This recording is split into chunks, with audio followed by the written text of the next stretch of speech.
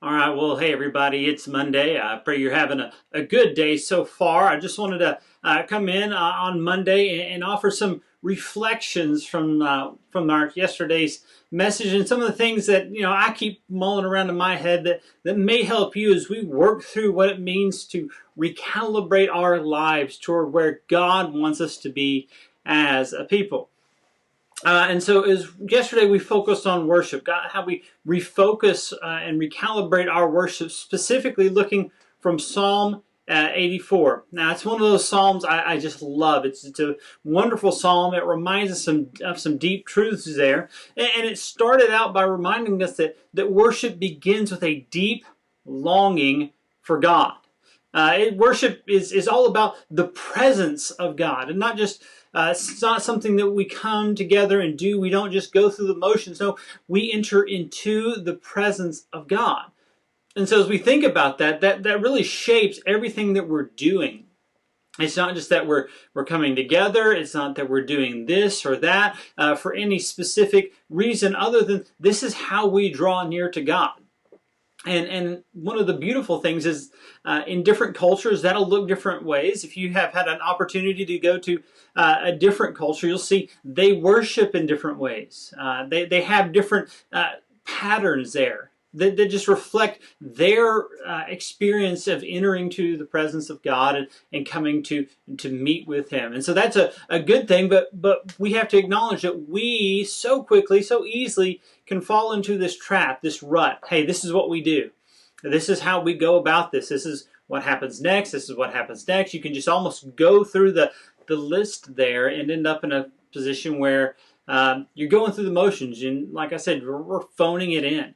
And that's where we don't want to be. We want to move away from that. We want to move to a place where worship is part of who we are, an expression of our relationship with God coming together with Him.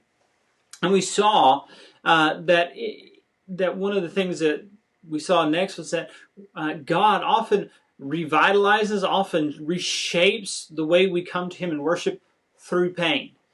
And we acknowledge, everybody will just be with me on this, that's not the way we would choose to do it if we had the option. If there was a painful way and a non-painful way, we're taking the non-painful one. Let's take the one that, let's take the path that looks easy and smooth. Let's not take the one that's going to take us through the valley. That's just the way we are.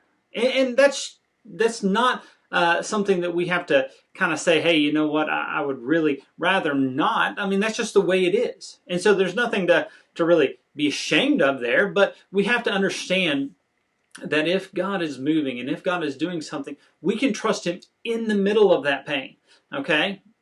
That's one of the times where often God will do something in the middle of pain that He could not do anywhere else.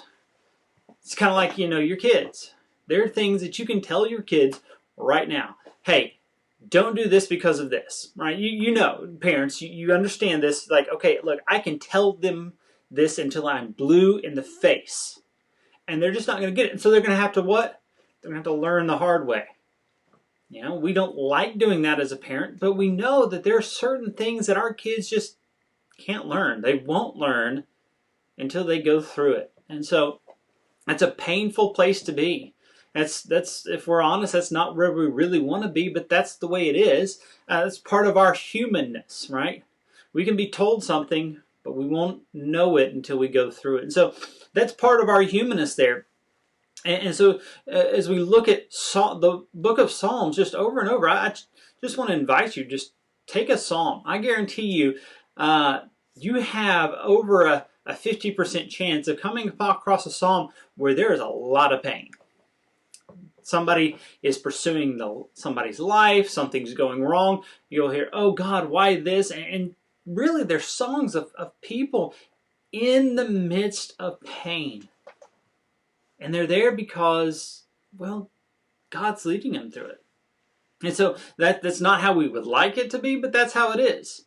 But if you read those Psalms, you'll also see a great expression of trust in God.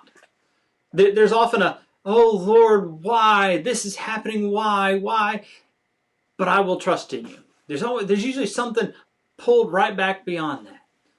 but I will trust in you in this. And so that's one of those places where God will draw us nearer to himself in the midst of pain in a way he couldn't in another way.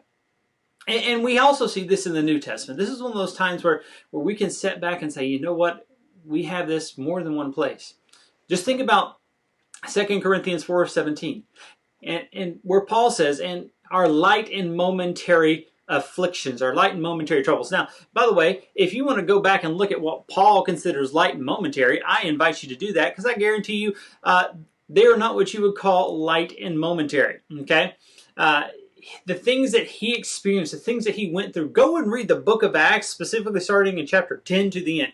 Like the things you're going to see Paul go through, not light, not momentary, but they are light and momentary in perspective.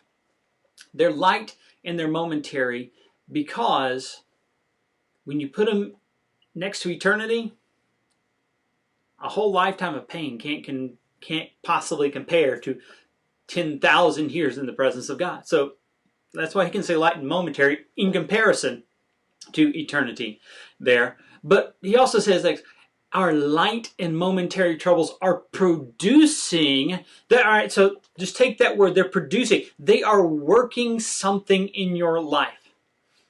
Look, let me just go ahead and encourage you right now. If you're a believer in the Lord Jesus Christ, there is never a trial, there's never a pain, there is never a heartache, there is never anything you will go through in your life that is pointless. It is always meaningful, always God working for his glory and his purposes in your life. No meaningless suffering here. You may not understand what it is. You may not understand what it is this side of heaven, but there's never a time when it is pointless. It is always doing something. God is always doing something in those times.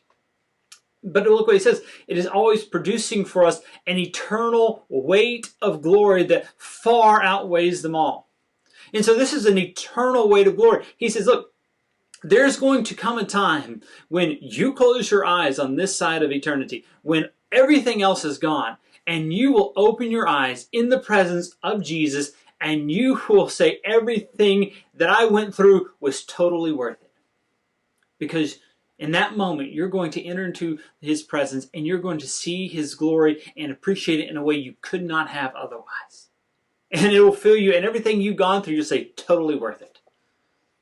And that's a promise that we can cling to. What if I told you right now, hey, look, you're going to have the next 2 years of your life, you're going to be absolutely terrible. Everything that can happen to you will happen to you in the next 2 years. But for the next 20 years, the payoff will be immensely greater. Everything that you've experienced won't even compare to it. Would you do it? I think most of us would take that bargain. If we knew that we could bear down and get through it, that there's something greater on the other side. And that's basically what was laid out for us. There is something greater on the other side. And everything that we go through here makes that seem even greater. And so this is one of those times where we, as a people, have to really lean in to what God is telling us, to the truth that we are being told, to the reality that we have to embrace. And know that when we come together in worship, having gone through that, we can come with a longing, with an expectation, with a joy that we could not have come any other way. That's painful, but God uses it. And so I want to encourage you with that, because maybe you are right now. I mean, I know people have lost jobs, finances are tight, you're together with your family, and maybe you're starting to butt heads on different issues. I understand. But what if right now God is leading you through this season, and I guarantee you He is. He's leading you through the season so that you have a deeper joy at His presence. And you know Him, and you know His work in a way you couldn't have otherwise. So I want to encourage you there. Stay faithful, stay strong. God always work His purposes in your life. We saw finally that God's presence is ultimately what satisfies our soul. God's presence, being in the presence of God, is what satisfies our soul. And as I was reflecting last night, I realized that may not have been the clearest way of putting that, just because we don't use that language very often. We don't talk about satisfying our souls very often. That's something. This is one of those times where you can sit there and you can say, well, you can tell I've read Puritans and stuff like that, and that's fine. But I realize we just don't use that language very often. So maybe I need to take a step back and help kind of fill that in a little bit. What does that mean? Well, it means that we all have a hunger deep in our hearts, a void in there that we know something is missing. And ultimately, that void is what was created by sin, because we were created for fellowship, to be in the presence of God. But sin breaks that fellowship, and so we are broken, and we don't. Our hearts were created for, and so we have this problem that we have to address, and that's leaving that void. And so the question is, what's going to fill that hole? What's going to fill that void? Well, that's the satisfaction. What's going to satisfy that longing, that hole? What is going to fill it? And so that's the satisfaction we're looking for. It's that what's down in our soul. And so we instinctively try to fill it. We instinctively look for ways to fill that deep longing that we have. Try to find meaning in work. We try to find meaning in any number of things, job, family, all these things that we try to grasp ultimate meaning from. But the problem is, none of those were ever created to fill that void. None of them can ever fill that void. If for no other reason, they're all temporary. So that's the point, that so many people are going about trying to fill that void with stuff. Again, job, success, popularity, fame, all those things. And they think that that's going to make them happy. But so often, how many people have you met who said, man, I thought this was going to do it, and it didn't. There's just kind of this letdown. And that's built in. Like, this is kind of one of those times where, I don't know, I've had this with my kids a couple of times. You're sitting there, and you're like, I can already tell you how this is going to end, but, you're not going to listen to me, so you go ahead. I already know how it's going to end. You can already see it coming a mile away. Well, that's what we're at. So the question that we have to ask is, what can fill it? And the reality is, the only thing that can fill it is God himself. The reality that God has made us for himself, for that relationship. That's why we were created. That's why we are meant to have that relationship. So if we aren't seeking that, we're going to try to fill it with something. And it's not going to work. Now, as I was also reflecting on this, one of the things I thought about is, I think right now we're seeing people starting to shift, a number of people starting to shift the way that they're filling that hole, filling that void. And I think it's particularly acute right now while we're on social distancing and while we aren't able to be together with other people, that we're filling that with kind of social media frivolousness, just distraction. We're really being distracted. And I think about C.S. Lewis in his Screwtape Letters. He said one of the things that Wormwood is encouraged to do is just keep your guy distracted. Well, you know what? If that was a problem in C.S. Lewis's day, it's infinitely greater now. We're distracted. Now, you take your phone, you pop that sucker out, and you've got entertainment for days. You literally can go on your phone and never have to think again. You can just consume and consume and consume and consume. And the problem is that won't lead to the satisfaction that we need. It won't do what we want it to do. And so as I'm sitting there, maybe I just want to challenge you to think about how's your use of social media and your phone possibly distracting from worship? Possibly distracting from what God has created you for. I mean, just challenge you, go look at your screen time report. If you got an iPhone, and I've got idolatry, so I don't know about those other Android nonsense. We do iPhone at our house. Go just under settings, scroll down a little bit, and you'll find this thing that says screen time report. Screen time there, you can see Here's where you're using your time. And I guarantee you, for a lot of us, that's going to be a lot more than we really want to admit.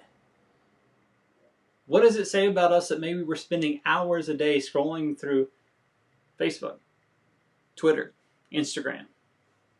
I mean, is that telling us that we're just wasting time? Probably. So, there are some tools in there, and, you can set downtime. Hey, you can't use your phone from here to here. You can set app limits there. That's not just for kids, by the way. That may be a helpful discipline. In fact, a helpful thing for you might be to just a social media detox. Delete Facebook from your phone for a week. Just see. I know I have to do that from time to time. And I tell you what, it's really, really great. Because it helps refocus and it helps put those things back in order. So as you look through that, and believe me, I do get the irony here that I am saying maybe you should delete the Facebook app from your phone as I'm live streaming through Facebook. I get the irony there. But as we're just thinking through this, maybe that's one of the things, one of the disciplines that we need to build into our lives so that we can enjoy being in the presence of God, enjoy His grace, and find satisfaction in Him in a new way. So I just want to encourage you with that. As we look forward to Sunday, as we look forward to getting back together and coming together and praising and worshiping God, I'm praying for you. I'm praying that God would move in your life in a powerful way. And I'm praying that He would move in our life as a church to prepare us for that day. Well, you guys, thank you so much. I know there are plenty of other things going on right now, but I just want to encourage, stay faithful and see what God will do over the next couple of days. You seek to draw near to Him in preparation for worship. Now have a great day, and I will see you Sunday morning.